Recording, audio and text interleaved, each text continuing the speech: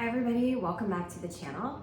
I'm Lauren, you're watching the Valentines, and today I'm sharing my top 5 ways that I have increased my online sales for my farmers market business. Now, I have been selling my homemade products at farmers markets for the last 5 years, and I've definitely learned a thing or two that I'm very happy to share with you here on my channel.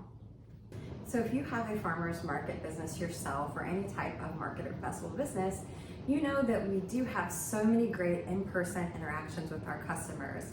But what about the off season? What about all the other days of the week? And especially if you are engaging in once-a-year festivals, those people see you, you have a great interaction, and you never see them again. So today I'm talking about 5 things that I do at my booth that helps me to get in touch with these people online and stay connected with my customers, build community around what I'm doing, and increase my sales throughout the year. So here is one of the first things that I do. This is a picture frame from the dollar store that contains a QR code to my YouTube channel. And folks can just simply take their cell phone, scan the QR code, and it just says subscribe to see how all of my products are made. This is one very powerful tool, and because all of my products are handmade, just like we're homegrown, and so I tell people, people often come to my booth and they'll ask me like, wow, do you really make all of this? And I can easily say, yeah, in fact, check out the sign on my table. I actually post videos of how I make all of my products so you can see all the love and the care that goes in behind the scenes. So this has been huge for me because people really do enjoy seeing exactly how I make things and the processes that I use. Now, if you don't have a YouTube channel, you can very easily link this to your Instagram, where you can post behind the scene photos or short clips and reels as well.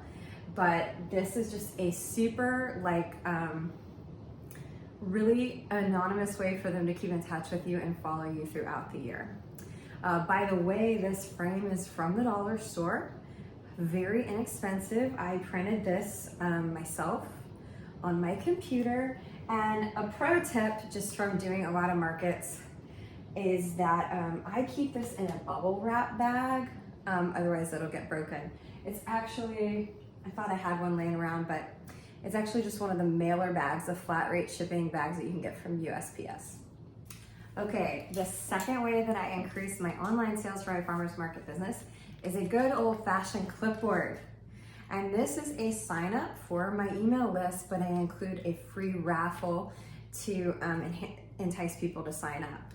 And all I do is I place this clipboard on my table with a pen, and I put the products that are contained in the raffle right next to it. And all people have to do is put their first name and their email address, and I go ahead and fill out the first the first row, so that everyone can follow suit afterwards. A couple stipulations on this. Yes, you can do this electronically instead of written out on a clipboard. Yes, I have done that before.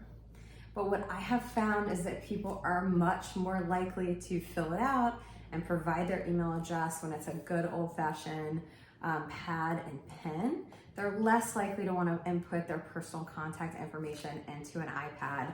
I've done it many times, and this has always been the most fail-proof recipe. Yes, it is more work on the back end, because I do have to input every single one of these names and email addresses into my email service provider, and I use MailChimp for that. So it's a little bit more work, but I have found that I always collect more email addresses when I use just the good old-fashioned pad and paper, and it really doesn't take that long to get the emails in there. Another stipulation that I would say about this is I don't alert every person who comes to my booth that I'm doing the raffle. What I've learned over time is you kind of want to avoid the folks that are just looking for freebies and not looking to purchase. And another thing is, if they've purchased my product and they used it, they're going to be a much stronger email subscriber. They're going to be much more likely to buy from me again. So what I do is I have it out so anyone can sign up, but I don't alert people to it unless they've purchased. So after I've bagged up their purchase and collected their money, I say, oh, before you go, I'm doing a raffle. Here it is. It's a bag of tea and Spice Blend, and you're welcome to sign up if you'd like. So just a tip, I have found over the years that it's not about how many email subscribers you have, it's about the quality of those email subscribers. Third stipulation I want to make about this is I recommend that whatever your raffle prize is something that is easy to ship. So what I tell people is say, yeah, sign up. If you're the winner, I email you and then I just drop it in the mail for you. Even paying postage, especially with gas prices these days, is going to be cheaper than taking the time to go deliver it to someone's house. You don't know how far away they live, and between your labor costs and gas, that's very costly. That's why even if they live in the same town as me, I just throw it in the mail. And that's why mine is always like a bag of tea or a Spice Blend. This weighs 1 ounce, so it's very cost effective to ship. So I highly recommend that. If all of your products are heavy, and many of mine are, the candles and soaps are much more expensive to ship, then you could offer something different like a gift card. You know, a $5 gift card is so easy. You can mail that to them or email it to them. So I do find though that the tangible thing that folks can see and know that they're getting is also more a concrete thing. They'll want to sign up more for that than a gift card. But the gift card is certainly better than nothing if all of your stuff is really heavy, or if it's a food that you can't ship. You know, if you're a meat or vegetable vendor, you're probably not gonna wanna mail a box of meat or vegetables to them, right? So use the gift card if that's the case. I have been doing this for 4 years, and it is how I have grown my email list, and I get repeat sales from my email list, guys. It really works. Another reason that email is so important is because you don't own your social media followers. They are owned by Instagram or Facebook or whatever platform you're on. As we have all seen, those companies can change the rules and the algorithm at any time. But when you go to the trouble to collect an email address, you own the communication with those people. Yes, they can always unsubscribe, that's true, but you will be able to get a much higher rate of delivering messages to them. Some people are discouraged to think that only 20% or less people open their emails, but that is much, much higher than the percentage of people who will organically see a Facebook or Instagram post unless you have paid to promote it. And as a person who's been in marketing for 15 years, I can tell you that is 100% true. So it's much more cost effective and secure for your business in the long term to get those emails. Hey guys, so I was sitting on my couch editing this video and I realized that I forgot to mention another key part of my email strategy. So only one person who signs up on the clipboard will win the raffle, but I email everybody and I have a template that I use over and over again. In the subject line, I put, great to meet you at, and the event that we met at. And I always thank them first and foremost for coming by and supporting my small business. I let them know that someone else did win the raffle and who that was.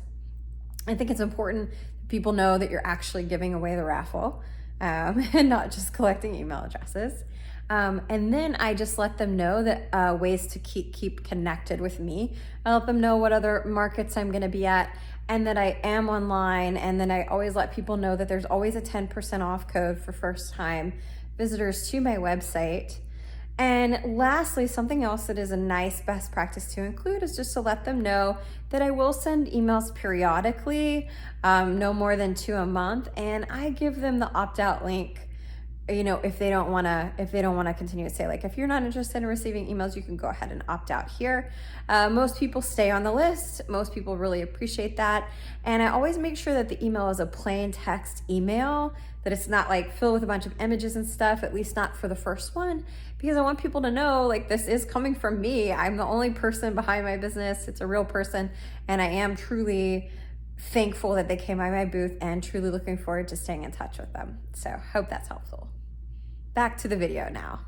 Oh, actually, before we move on to the third way to increase your farmers market sales online, I wanted to mention another thing about collecting email addresses.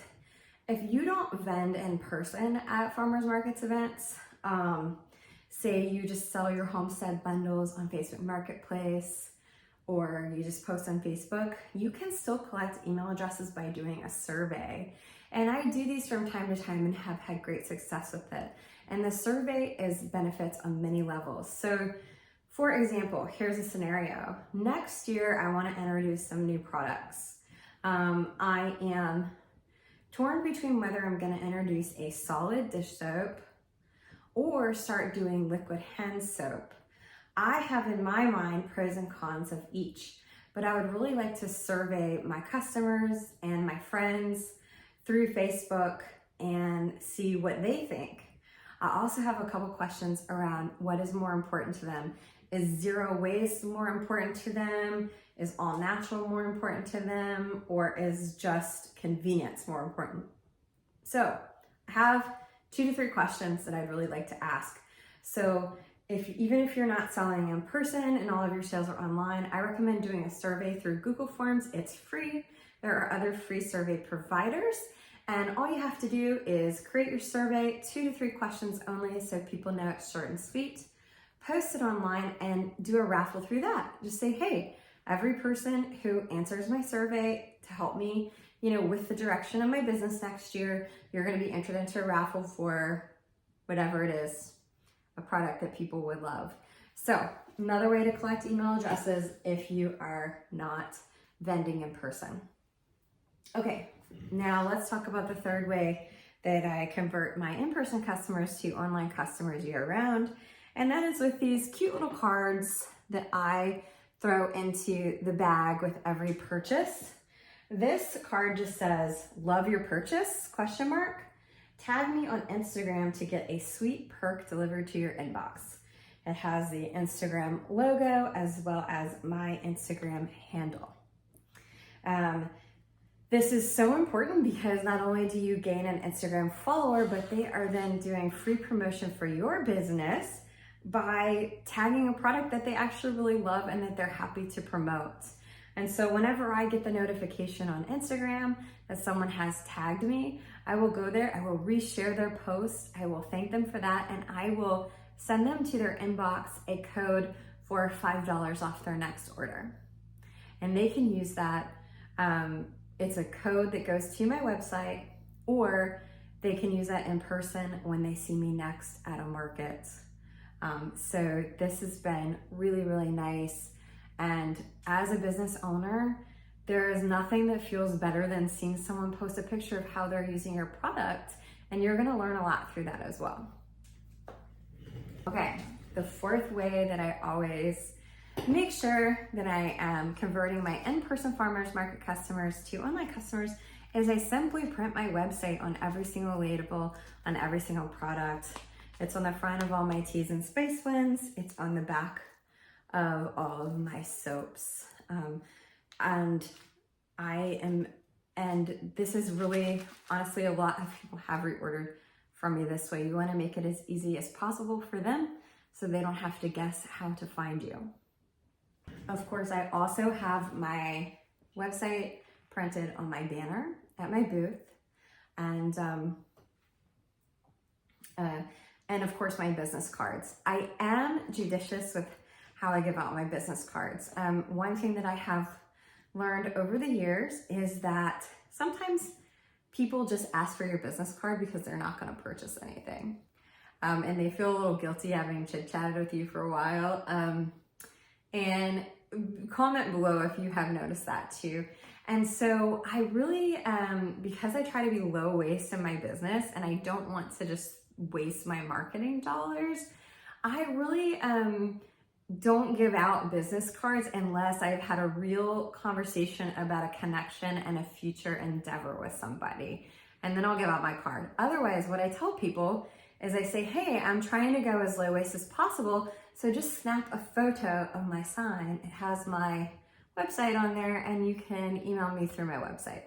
So just another thing I thought throwing in there might be helpful to others. And that leads me to my fifth and final way that I convert my in-person customers to online customers.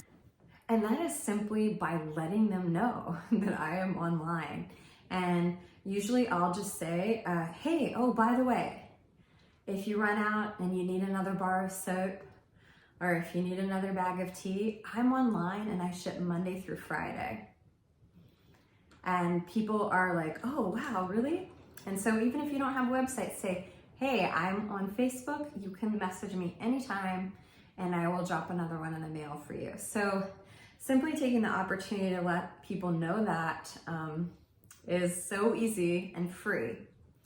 So I hope that these 5 tips were helpful for you. All of them are free or very, very cheap to do. I make all of my cards on my own printer. I have a stack of cardstock that has lasted me for a long time. And so, you know, while you can spend a lot of money on marketing materials, you really don't have to for it to be super effective. So if you enjoyed these tips, please give a thumbs up and subscribe to my channel. I will do more tips, selling, some videos from the markets as well. So thank you so much for being here and I will see you on the next one.